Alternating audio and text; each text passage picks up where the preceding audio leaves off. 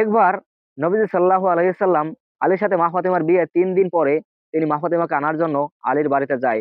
সেখানে গিয়ে দেখে আলী বাড়িতে নেই। তিনি মা ফাতেমাকে বললেন, তুমি কি আমার সাথে যাবে?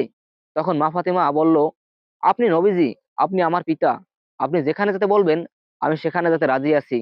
তবে আপনি আমাকে শিখিয়েছেন স্বামীর অনুমতি ছাড়া কোনো স্থানে যাওয়া উচিত নয়। তাই আপনি যদি আমাকে অনুমতি দেন তাহলে আলী আসা পর্যন্ত আমি অপেক্ষা করতে চাই। তখন নবীজি তার কথা শুনে খুবই খুশি হলেন এবং দেওয়ালে কাঁধ এলিয়ে কিছু সময় অপেক্ষা করলেন। এরপরে আলী আসলো।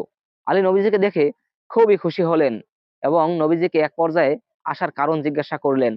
তখন নবী সাল্লাল্লাহু আলাইহি সাল্লাম বললেন, তুমি যদি অনুমতি দাও তাহলে ফাতিমাকে আমি আমার বাড়িতে নিয়ে যেতে চাই। তখন আলী রাদিয়াল্লাহু তাআলা আনহু বললেন, আপনি নবীজি, আপনি ফাতিমার পিতা, আপনার কি অনুমতি নেওয়ার কোনো প্রয়োজন আছে? তখন নবী সাল্লাল্লাহু আলাইহি সাল্লাম বললেন, ফাতিমা তোমার অনুমতি ছাড়া কোনো স্থানেই যাবে না, আর এই শিক্ষা আমি তাকে দিয়েছি। অথচ সেই নবীর উম্মত হয়েই অনেক মুসলিম নারীরা স্বামীর অনুমতি ছাড়া দেদারসে ঘুরে বেড়াচ্ছে। তারা স্বামীর অনুমতি নেওয়াকে নিজের পরাধীনতা মনে করে, স্বামীর দাসত্ব মনে করে।